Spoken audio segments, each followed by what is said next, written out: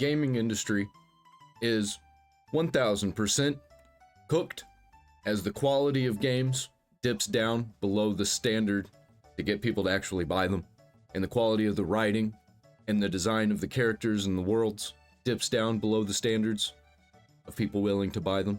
And at the same time, the prices are increasing out of control. We don't even know what they're gonna be. Used to, we knew that it was gonna jump from 60 to 70. And we thought maybe from 70 to 80. But we've got $100 games out there. People are talking about $100. Some places are already paying more than that. And while all of this is going on, it's becoming easier and easier to play old games with emulators. It's becoming easier and easier to just download cracked copies of games. More and more people I talk to are saying that they're not even buying AAA games anymore. They're buying indie games and retro games, and every so often they'll buy a AAA game. When a 10 out of 10 banger comes out like Baldur's Gate 3. Right now everybody's freaking out about Oblivion Remastered. I haven't seen talk like this around a video game since Baldur's Gate 3. Anyway, Mutahar released a video. Piracy might be the only way to fight back. And I think he's right. It's gonna be really bad whenever everything's cloud-based and we won't be able to get cracked copies. Hello guys and gals, me Mutahar, and you know what? I'm gonna be honest, man. I think piracy is kind of based when it comes to preserving old video games. Now, before we go into it, I need to address the YouTube community guidelines. Oh, he's not even talking about what I thought he was going to talk about. Well, this is even better, actually. Because more and more old games are being lost to time, and there's no way to get them. And there are games being shut down, like The Crew. Can't play that game at all. Even if they preserve the disc, the game's not actually on the disc. It was entirely server-based. Okay? Now, if you go to the YouTube community guidelines under external links policy, okay, I'm already giving them the speech, YouTube, okay? Legal, do not commit piracy, okay? Don't download illegal games, movies, music, whatever off the internet. I'm not even joking here, okay? Piracy is wrong, okay? It takes away a product from, again, don't do it, okay? Just don't do it. It's illegal, okay? It's stealing. I don't think that you can say, you don't have to say piracy is wrong, you just have to say it's illegal, don't do it. Don't break the law. But you could say, like, smoking weed isn't wrong, still illegal. Alright? As per most countries' DMCA-like policies. But anyways, if you look at YouTube's TOS, they'll tell you you can't link to anything adult. You can't link to any websites that install malware or unwanted software. So no, I'm not going to be putting Bonzi Buddy in the actual, description, okay? It's just not okay. It's not kosher. And of course... Isn't that like that monkey guy, purple monkey gorilla? Of course, links to websites, apps, or other sources that give unauthorized access to audio content, audio-visual content, video games, software, or streaming services that normally require payment. So yeah, it's on the same bullet point as links to websites that seek to raise funds or recruit for terror organizations. Yeah, there's 2 no-nos on YouTube, and you just read them. Now, of course, ladies and gentlemen, all of the legalese aside over here, I want to talk about video game ownership, okay? Now, obviously, I talk about this throughout my channel's lifetime. You don't actually own your games. You own a license. You can't do anything with that, except play it whenever they decide. And they can take it away at any point for any reason. That's complete bullshit. But one post that I saw from Peanut Butter Gamer actually really resonated. Peanut Butter Gamer. Man, that's a name I haven't heard in a while. I used to watch all the Normal Boots content like JonTron and all those guys.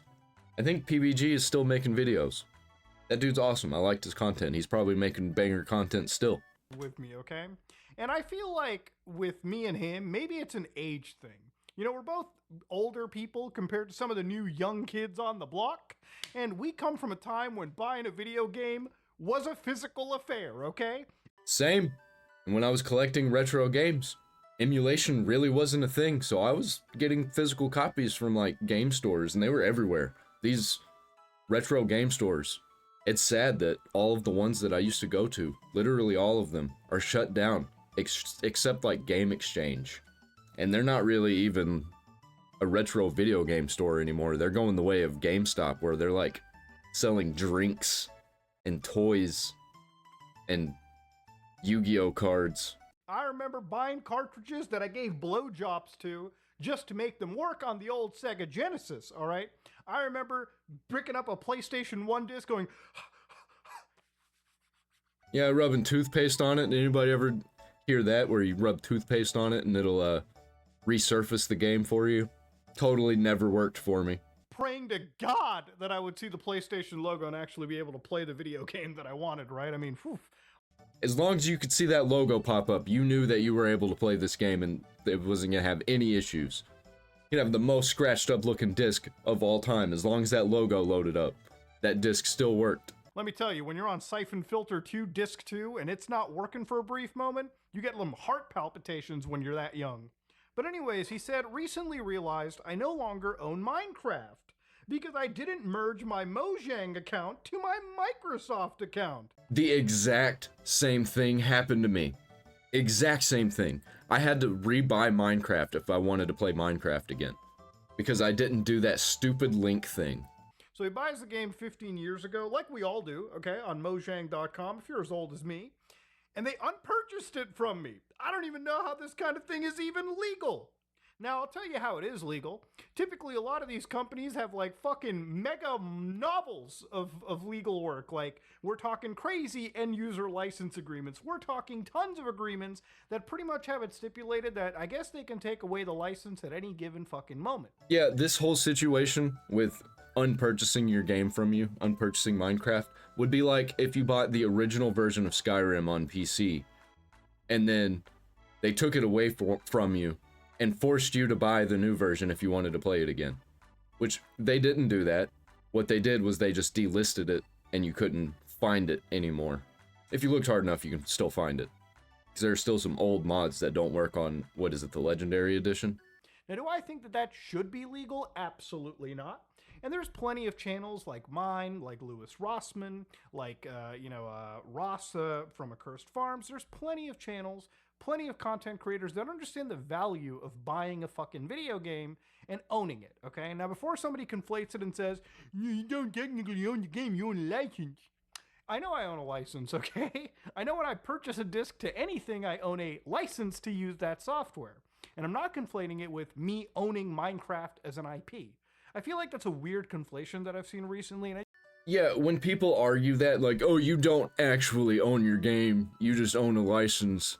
Well, no shit, I don't own Minecraft. But I should own the file and be able to move it freely and distribute it how I please, as long as I don't charge money for it or mass distribute it, then it's fine. Like, if I want to let my friend borrow my digital copy, I should be able to. Which there are ways to do that on Steam. And you straight up can on GOG. I just want to nip it in the ass right now. So obviously, Austin says the gaming industry is increasingly moving to a future where you no longer own the games you buy. Happens all the time. I can't play my 2-year-old version of... Actually, I take that back. I think you should actually be able to sell it still. Just once, though. Sell the actual license for it to somebody else. Like, say there'd be a method on GOG where it gives you like a used price and you can just transfer the license ownership to another account. That'd be really cool. NBA 2K, because they shut the server. Your first problem was buying NBA 2K. Okay, that was your first issue. But anyways, I'll let that slide. I feel like there should be more pushback on this. There should be, okay? There should be. There was quite a bit of pushback, but this thing wasn't really, this type of thing wasn't normalized back then. Wasn't as big a conversation. People just kind of did it and didn't care. I think this was at the rise of mobile games. So they were like, oh, we're just getting a better version of Minecraft, I guess. Which was true, kinda. Better launcher that I don't use. I use like a Linux-based launcher called Prism. All right, god damn! Before people go, but Muta, you're crazy, okay? Just get over it, old man. All right, it's a digital future. I wouldn't have an issue with the digital future. I buy digital games, but I wish we had more ownership of our digital media, right? There's a lot of good platforms like GOG where you can pay them $60 and get access to an installer that you can install games to your system and never have to connect to their service, install a fucking third-party launcher, or do anything above board. You can just install, click the exe file, and never have to touch the internet again for a purely single-player experience. You know, other platforms like Steam don't work that way. Other platforms like Epic don't work that way. Steam sometimes works that way. There are certain games on Steam that are DRM free where you can do stuff like that.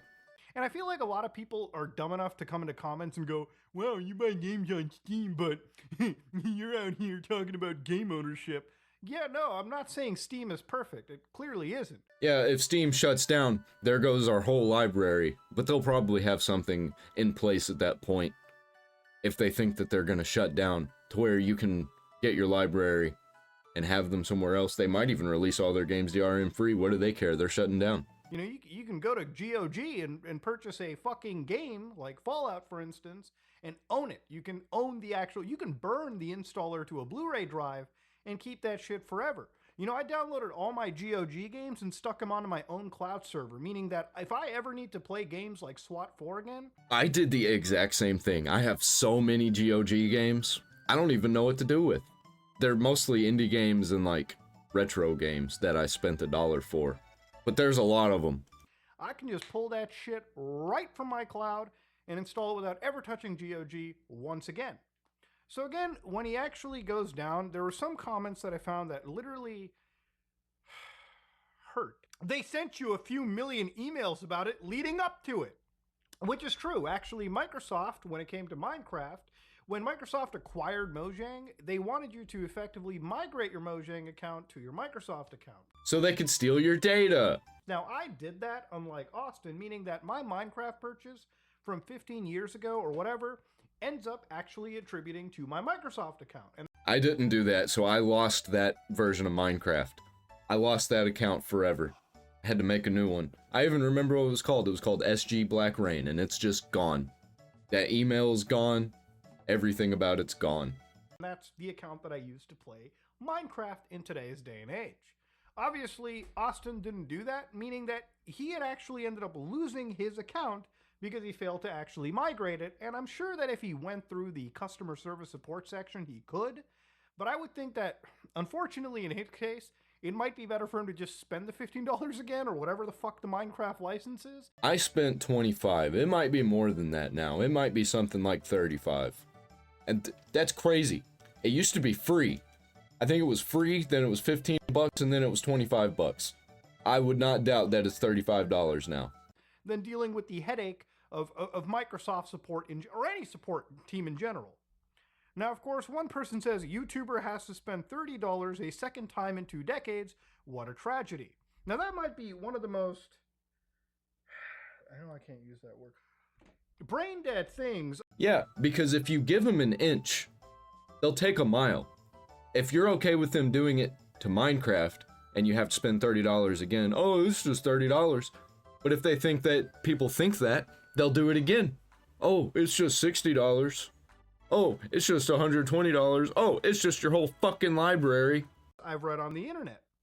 Because here's the funny thing. If you buy a license, you should basically be allowed to keep it, all right, for the foreseeable future.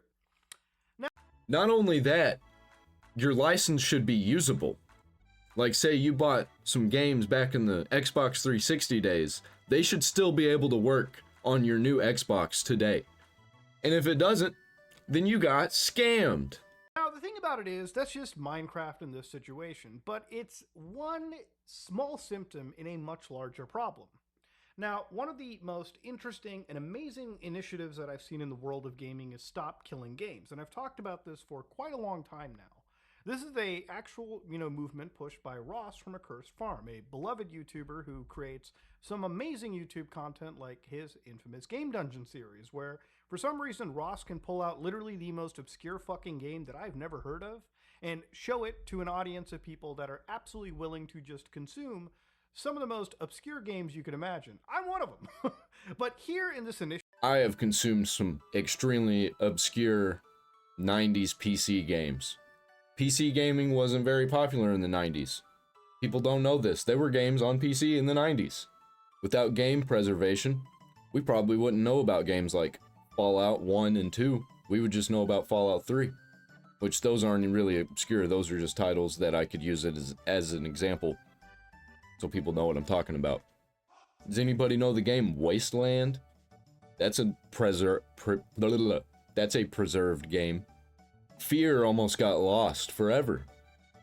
Got delisted, I think because of some licensing issues. Preserved.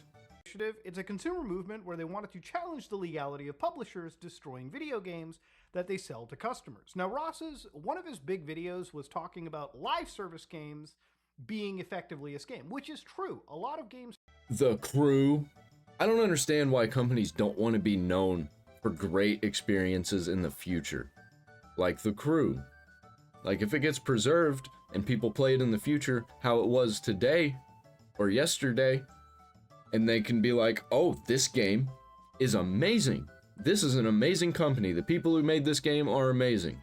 But no, nobody's going to know that. Nobody's going to be thinking that because it's all going to be lost to time.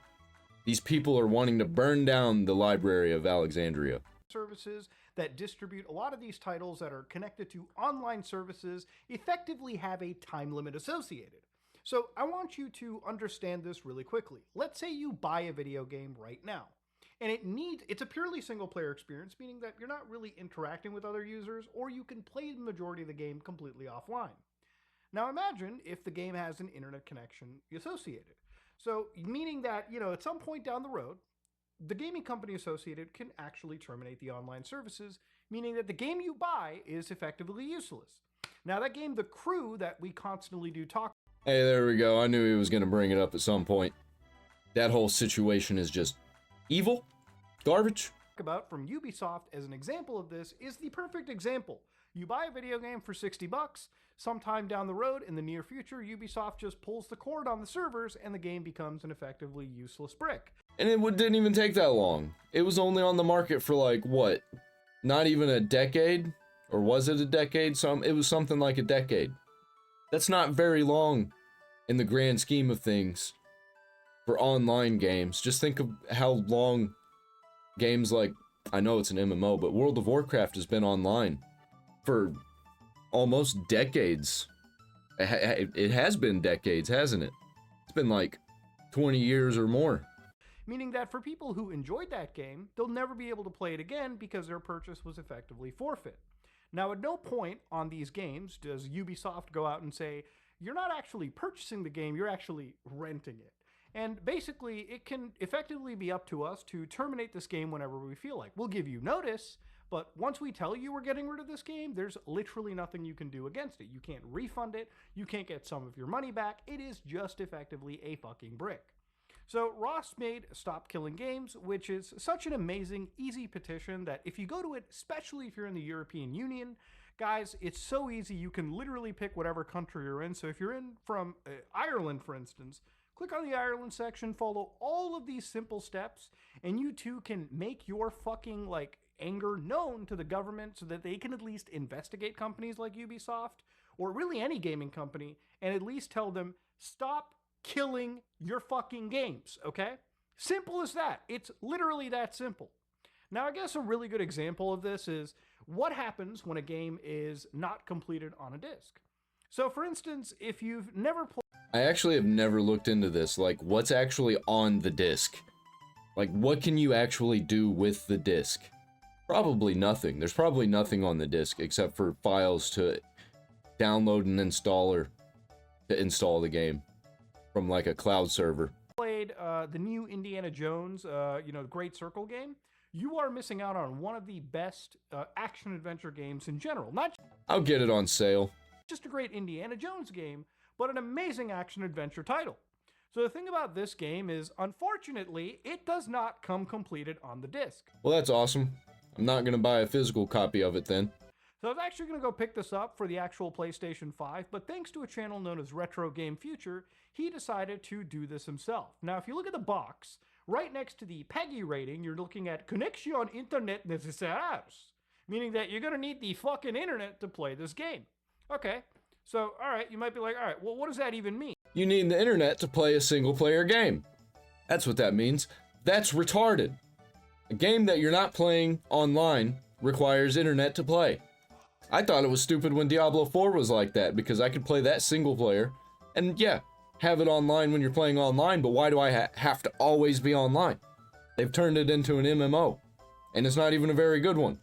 That means if you put this goddamn game in your PlayStation 5 without an internet connection, it installs around 20 gigabytes of content. Now, to give you an idea, the actual Blu-ray disc drive of a PlayStation can store up to 100 gigabytes. So if you just took away those massive HD textures, you could actually fit the entire game on one disc. And if you were Microsoft, you know, the indie company that they are, you could probably also stick a second Blu-ray into this and just have both of them serve as the actual physical media containing the textures and the core game. Plenty of titles do this, games like Cyberpunk 2077, games like, believe it or not, Baldur's Gate 3. A lot of games release with full physical releases where all the content is available for anybody to play if they don't have an internet connection. Of course Baldur's Gate 3 you'd be able to play. Of course. It's like the best example. Be like Baldur's Gate 3. Now, you might be like, this probably isn't that big of a deal. What is the actual issue? The issue is, let's say 10, 15 years down the road, when PlayStation chooses to axe their servers for PlayStation 5, which they've done for PlayStation systems that are aged, systems like the PlayStation 3, where again, servers are taken offline, and eventually their online storefronts don't exactly exist for too long.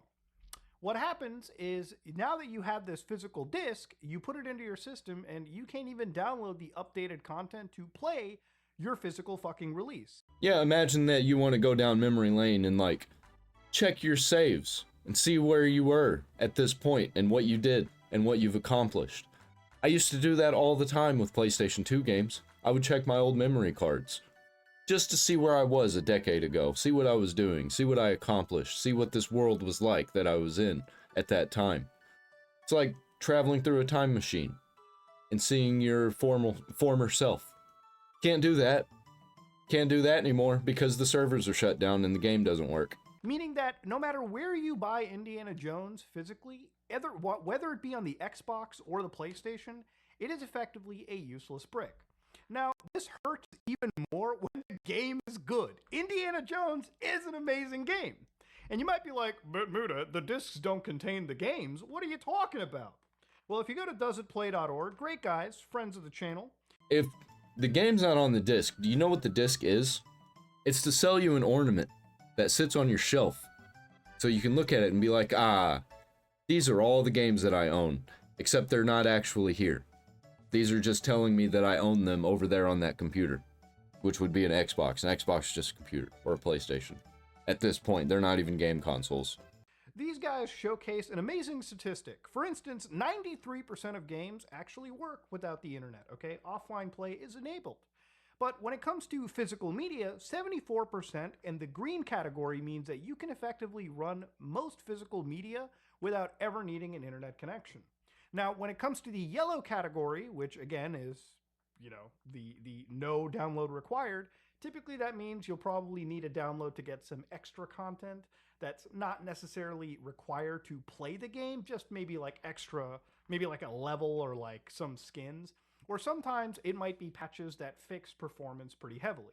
Like, technically you could play Cyberpunk 2077 with physical media without ever fucking requiring an internet connection, but that also means you're pretty much putting yourself up to the most annoying gaming experience of your life. In fact, and incomplete, and completely different, because that version of Cyberpunk is a completely different game than the current version when it comes to gameplay, because they changed the way all of the perk tree works and like how you move around and stuff like that.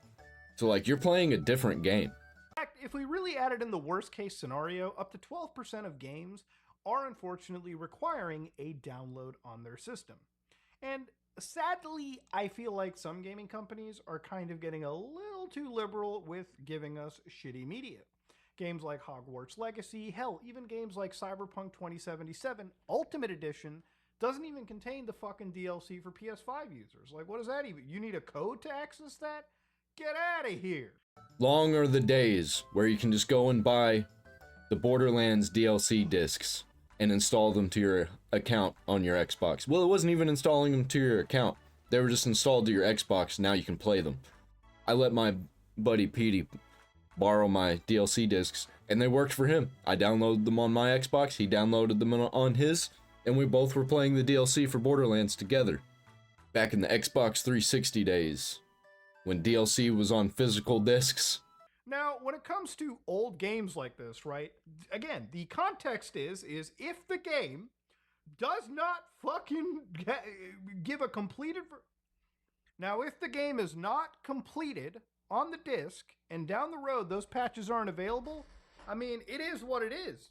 This all really started, this started before Black Ops, Call of Duty Black Ops, but all of this really started with Black Ops, because there was a lot of broken stuff in that game. There were a lot of glitches. I remember in the 5 Zombies map that they just, every week there'd be a new patch where they'd patch some other glitch where people were getting on top of the windows or like getting up in the corner of the room and just mowing down zombies for hours and hours, getting up to level 100 without ever even leaving the first room. And they patched all of that out. But if you play the offline version on physical media, never install any of the patches, you can still do all of that. Sometimes it's good, sometimes it's bad. Sometimes you want to play the original versions because they had all the fun glitches and bugs. What if they patched out the GTA 4 swing set glitch? You won't be able to play these games in their original buggy state if you just keep downloading all the patches. I think we need a one and done game. Day one release, no more patches. No patches after that. What you get is what you get. It's how it should be. I'm tired of waiting a year after I bought a full price game, waiting for it to be fixed. Preserving the game becomes an issue. Now, I started this video off by saying that video game piracy is kind of based in this regard. So, to show you, when it comes to Indiana Jones, this is a crack NFO from the company Razor 1911. Now, this is a pretty infamous hacking I know about Razor 1911. group that's been around since before I was born and even some of you were born. And they actually ended up cracking, again, this Indiana Jones and the Great Circle. So by downloading this cracked version of the game, pirates are able to somehow preserve this amazing title without the help of Microsoft specially. See, they're not giving us proper physical releases, and they're tying this behind online digital storefronts that are fleeting as the years go by. Eventually, they're going to have all these games cloud-based, and you won't be able to actually even install the games onto your system. You're only allowed to stream them, and that's how they're going to get around piracy and cracking games. And everything's going to be service-based. You pay like $30 a month, you get this library of games, and it's all going to be split up amongst all these different kinds of services. There's going to be a service that has this really, really good game that you want to play, but that's the only good game on the service. So they're just taking your money. It's going to end up being like Netflix and Hulu and Disney Plus and all of that mess. So by having a cracked version available, in some capacity means that, for better or for worse, on the PC, this game is a preserved experience. Pretty soon, developers are going to start advertising the fact that no patches, game is perfect, day one, you get the full physical version of it with a file that you can move however you please.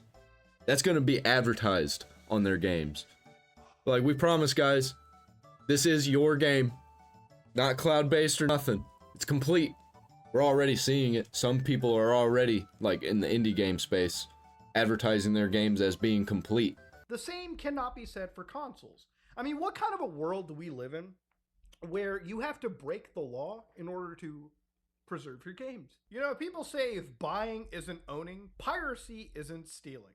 You know, the thing about it is that, look, there's a lot of... What did that say? Hold up, I want to read that.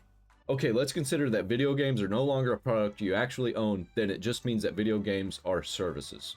Stealing from a service is still stealing. You get the benefits of that service for free and through no legal means, then it's stealing from it. Simple as that.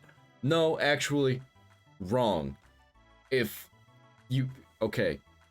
The games as a service, no, what you're actually doing is you're having a game and then you're putting a service in it, and there's a service inside the game, but there's still the game. If we're pirating it, we're not going to be trying to use that service. If we were going to use a service, to buy skins and stuff, we might as well have just bought the game in the first place. No, that's not what we're doing here. We're playing the game and ignoring the service that's in it. Now, I can recognize that piracy is understandable in some cases. However, there's no need to sugarcoat it with, oh, we are not actually stealing. Come on, you're taking free things that normally you have to pay for. It's not that complicated. Yeah, except they're taking things that used to be free and making us pay for it. So they're taking advantage, really, is what they're doing. They're taking advantage of us being entertained. So we're going to take advantage of them being shitty companies. You know, people say if buying isn't owning, piracy isn't stealing. You know, the thing about it is that, look, there's a lot of people that pirate simply because they just don't want to buy video games or they don't want to spend money. And they think they have access to pretty much anybody's like video game without paying, right? And in that case, it's pretty shitty. But if buying video games in the current era is effectively just one giant fucking rental, I want games on my system that I have, and there's no other way to get these games unless I spend thousands upon thousands of dollars. And I cannot do that. And I'm gonna play these games. So, talking retro. And I have a lot of purchased retro games on my PC, but they're games that are on PC storefronts. If they're not on PC storefronts, I ain't buying them. I'll tell you that. then how can you not say that piracy doesn't have a world? If the service that we are currently engaging with is so bastardized and predatory against the user, then extreme measures like piracy in this situation are probably the only stopgap to preserve some of the best titles in history. We can't release this game because of licensing issues. We can't release it on the storefront. Oh, we have a game on the storefront. The license expired, so we're taking it away and you won't be able to buy it anymore. What do you think's gonna happen? I think it's only software that really has this issue, like video games. Like usually with movies or with music, there are ways to preserve that media no matter what, right? Like you can always screen record all of your Blu-rays and store them onto your hard drives as backups. Yeah, that's because that's an experience that you just sit and experience. Video games, you are involved in the experience itself. So, like, what you do in a video game is what makes the experience. A movie's gonna be a movie whether you experience it or not. Like, it's just gonna be the same thing all the time. Video games are not the same thing every time you get into it. If they were, they would just be movies. I don't know why I'm explaining this. There's a lot of music that you can just, again, record onto your system or rip audio files and store. But you can't really do that with every single video game, especially when those video games are tied to complete online services that the moment those servers go down, that software is effectively inaccessible. Different, similar issue with movies. There's nowhere to buy DRM-free movies where you can just get movie files and store them on your drives. You have to actually rip them. There is no way to get DRM-free files unless some random website has one file that they sell, like Louis C.K. selling his comedy special on his website. Other than that, there's no way. And I think that's disgusting. Some of you guys may enjoy the games Destiny 1 and 2, and the problem is because those are effectively tied to online services, without server emulators and some access to the physical media, there is eventually going to be a point where accessing those games becomes completely impossible. Already they are. Already accessing those games are completely impossible. Because they've taken stuff out. They have actually taken stuff out that people paid for, that you can't access anymore. And it's just gone forever. I don't even think it's able to be preserved. You will lose content no matter what.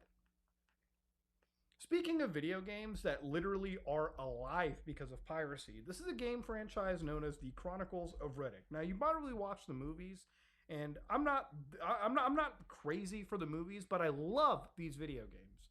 In fact, it's probably amazing and lucky for me to actually own the physical copy of this on my PlayStation 3. But if you're on the PC, literally 18.4 thousand people have asked to preserve this video game. In fact, it's because of an old version of GOG's version of Escape from Butcher Bay that I was actually able to download and play this game on modern hardware and a PC. Literally through piracy, I was able to actually experience and keep this game alive. No company sells this anymore, okay? Vin Diesel ain't selling it, Midway ain't selling it. It literally is because of video game piracy that we're actually allowed to preserve and keep this game going forward. There's a few PS2 games that I was wanting to play that I was willing to purchase on various platforms. This was a while ago when I wasn't just on PC. I can't remember what games they were, but you can look it up and find out. It's pretty easy. Google search. Or AI search at this point. Nobody's using Google. But there were games that are just locked on PS2. They don't sell them anywhere. And that's criminal, man. I shouldn't have to pay $500 for a PS2 game and then like an extra $200 for an actual PS2 if I don't have one, just to play a game. If this was tied to an online service or some fucking nonsense where the game was never completed on a disc, we probably could never play an amazing title like this ever again. You know, piracy is one of those things where I feel like for a lot of companies, it actually is beneficial, especially for indie titles in certain cases, where people can be drawn for excessive sales. So there's a YouTuber known as Seth Zine Talk, which if you've never seen his content, he covers a lot of older PC games. Not just older PC games, but he's just this is a gamer that's like me, okay? He made a video on a game known as Star Sector back in 2019. This game looks awesome. This looks like a game that I would very much love and would only find out about if I got it off of a random piracy website. Now, I ended up watching this video a while back, and this game is a pretty simplistic, it's a pretty simplistic, space game in terms of its visual design, but don't let that hold you back. The amount of content and the amount of things you can do in this world is insane, okay? Want to be an organ dealer? You absolutely can. Want to be a black market god? I'm sold. How much is it? Is it on Steam? Probably, if it's an indie game. You can. Want to be an honorable fucking pirate? You can. Want to be a merchant? You can. It's an amazing title. Super open-ended. All made by the smallest of development groups imaginable. Now, the thing is, in his video, he gave his CD key for the game away. Meaning that if you wanted to try this game, and I actually did use his CD key to play the game briefly, probably like 7-8 hours. 7-8 hours, briefly. Yeah, I guess that is brief in a space game. And I loved the game so much that the next thing I did was just buy my own version of the game. And, you know, if I can just throw out my CD key, I probably will too. I do that. I will actually do that with games. Like, I did that with Minecraft, for example. I was pirating Minecraft back in, 2012. Had the cracked version of Minecraft. I think it was actually called Minecraft Cracked. And it was not the same version as the one that was out, but it was still Minecraft. And it got me super into Minecraft, so I went and bought the actual version. And then I bought it on Xbox 360. Different version of Minecraft than the PC version at that time. Completely different. I did that with Terraria also. I was playing a pirated version of Terraria before I bought that on every system. Just for you guys to grab and play if you want to experience the game for yourselves. Now, the developers for this were super cool about it. They were like, all right, great. You know, these people are playing our video game, and they enjoyed their video game enough to the point that they bought it, like me.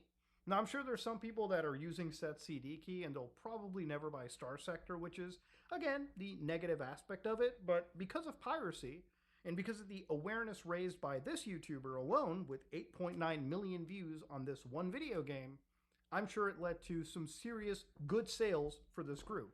And again, that's really the key with a lot of successful indie games, right? When there's a mutual, healthy relationship between the audience and an influencer, and again, showcasing this, it can be very beneficial, okay?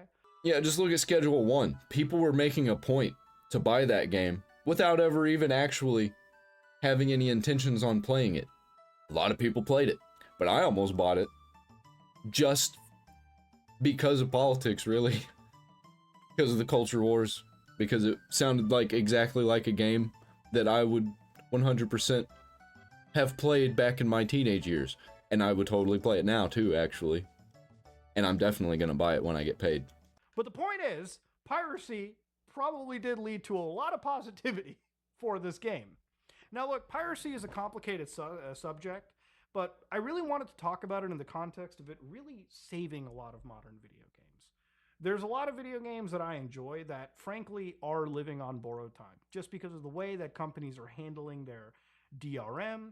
A lot of online services are being required. There's a lot of, I want to say negativity, right? There's a lot of fear that comes from what's going to happen 20 years down the road when my son is going to be like, or daughter, or what, my children are going to be like, I want to play Chronicle of Riddick. Here's something that nobody's thought about.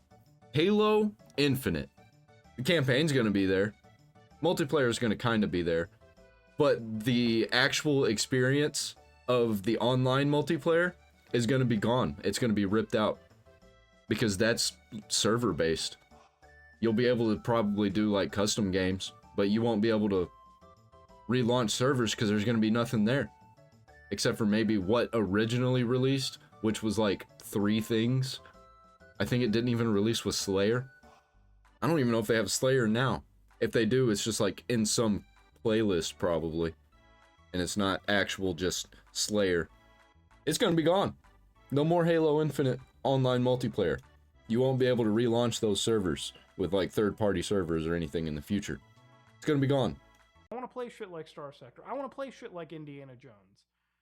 And because of how servers are operating down the road and how these companies treat, their software and licenses that are handed out to people, it makes me wonder if these games are ever going to be completely available, right? Just look at World of Warcraft, for example. World of Warcraft Classic, WoW Classic, as some would say.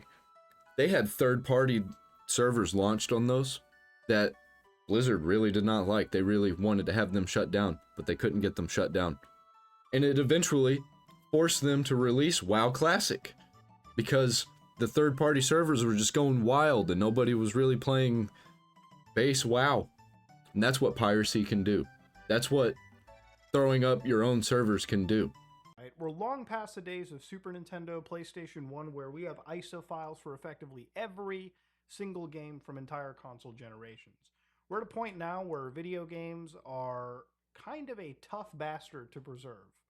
And it's only gonna get worse unless we fight right now. And I think the fight is important, especially if you're somebody that really, really, really loves the world of video gaming. If you like what you saw, please like, comment, and subscribe. Dislike it if you dislike it. I am out. Yeah, it's really hard to fight when you got so many fake people online who probably don't even play games.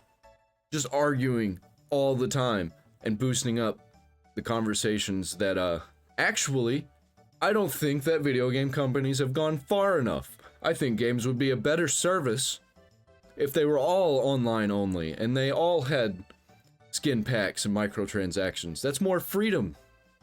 I remember when they had all that stuff in there for free. Or you'd buy one whole skin pack at once to get all of the skins.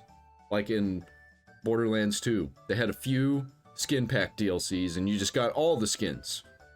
That was pushing it, I thought, back then. I was still kind of okay with that because the DLCs were really fleshed out. But man, they really went wild after the... I think even Borderlands 3 was like that. But they really went wild after that. Yeah, piracy is bad, but it's better than spending $70. It's better than spending $70 on a game that isn't actually yours, that can actually be shut down in just a few years. That's worse. That's way worse, in my opinion. If buying isn't owning, buy a t-shirt or something down there in the description. I'm out.